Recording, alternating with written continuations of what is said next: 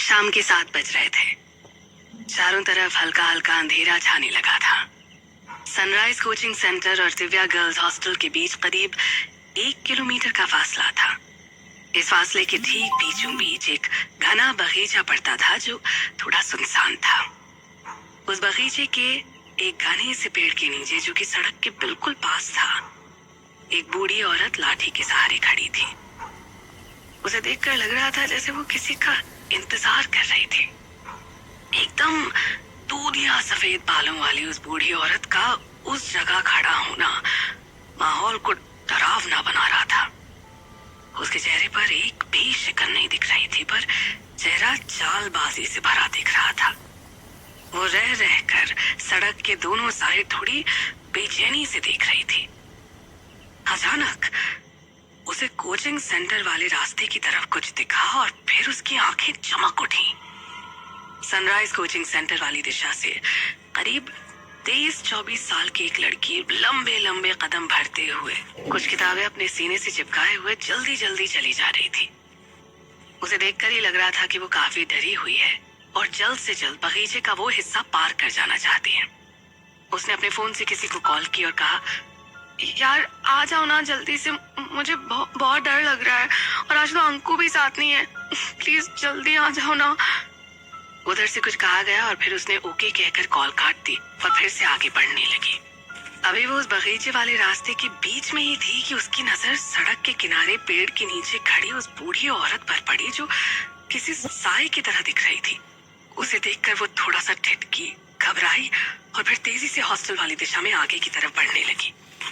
अभी वो 2-4 कदम ही आगे बढ़ी थी कि उसे घबरा कर रुक जाना पड़ा। वो बूढ़ी औरत अचानक एकदम से उसके सामने आकर खड़ी हो चुकी थी। उस बूढ़ी औरत की आंखों में एक खतरनाक सा वहशीपना दिखाई दे रहा था। कौन हो आप? हटो मेरे रास्ते से, इस तरह से मेरे सामने क्यों खड़ी हो? वो भी मेरा रास्ता काट कर, हटो प्लीज। घबराई हुई लड़की ने उस बूढ़ी औरत से कहा और वो दूसरी साइड से आगे निकलने की कोशिश करने लगी, लेकिन एक बार फिर उसे रुक जाना पड़ा क्योंकि उस बूढ़ी औरत ने फिर से हाथ बढ़ाकर उसे रोक लिया। हाँ, हटो मेरे रास्ते से, आप ऐसा क्यों कर रही हो? मुझे देर हो रही है, हटो प्लीज, हटो। घबराई हुई लड़की की आंखों में डर और बढ़ गया था। उस बूढ़ी औरत की शक्ल, सूरत और हरकत ही ऐसी थी। जवाब देने की जगह वो बूढ़ी औरत थोड़ा सा मुस्कुराई। उसकी मुस्कुराहट में एक अजीब सी कुटिलता थी। वो हवा में अपना हाथ अपने चेहरे के चारों तरफ घुमाकर कुछ बुदबुदाने लगी और किसी जादूगरनी की तरह उसने उस लड़की की तरफ अपना वही हाथ झटक दिया। उसके ऐसा करते ही एक बार तो वो लड़की अचकचा सी गई, लेकिन दूसरे ही पल धीरे धीरे वो अपना होश खोने लगी। इससे पहले कि वो जमीन पर गिरती, उस बुढ़िया ने उसे थाम लिया। थोड़ी देर बाद ही वो बूढ़ी औरत उस लड़की को लेकर उसी पेड़ के नीचे खड़ी थी।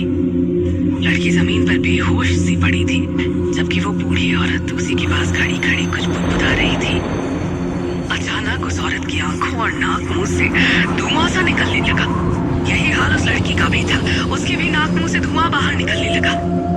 देखते ही देखते लड़की के मुंह से निकला धुआं बूढ़ी औरत और बूढ़ी औरत के शरीर से निकला हुआ धुआं उस लड़की के जिस्म में समाने लगा। ऐसा होते समय बूढ़ी औरत का शरीर भी निढाल होकर जमीन पर गिर गया। करीब 20 मिनट बाद जब सबसे पहले बूढ़ी औरत की आंखें खुली, आंखें खुलते ही उसने अपने चारों तरफ नजर दौड़ाई।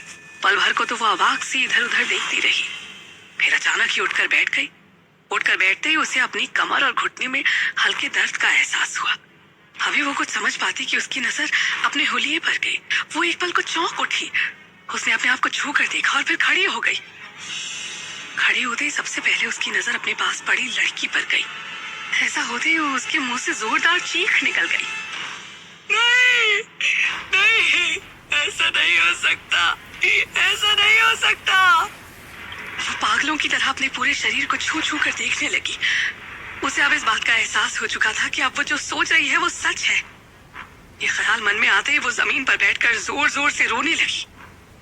बूढ़ी औरत के होश में आने के ठीक 5 मिनट बाद ही सामने पड़ी लड़की को भी होश आने लगा। एक पल को अनजान से वो भी इधर उधर देखने लगी, लेकिन दूसरे ही पल वो उठकर बैठ गई। उसकी आंखों में एक खूंखार चमक थी। वो उठी उसने अपने कपड़े झाड़े और उस बूढ़ी औरत के पास जाकर खड़ी हो गई। रोती हुई बूढ़ी औरत ने आहट सुनकर अपना चेहरा ऊपर उठाया। दोनों की नजरें मिली।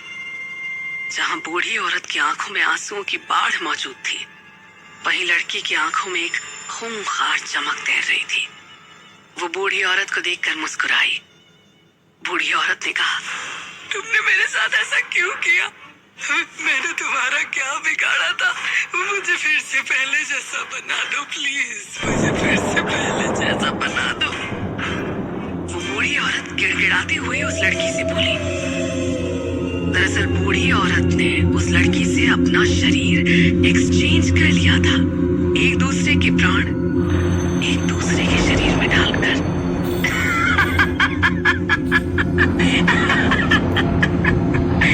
अब मैं फिर से जवान हो गई।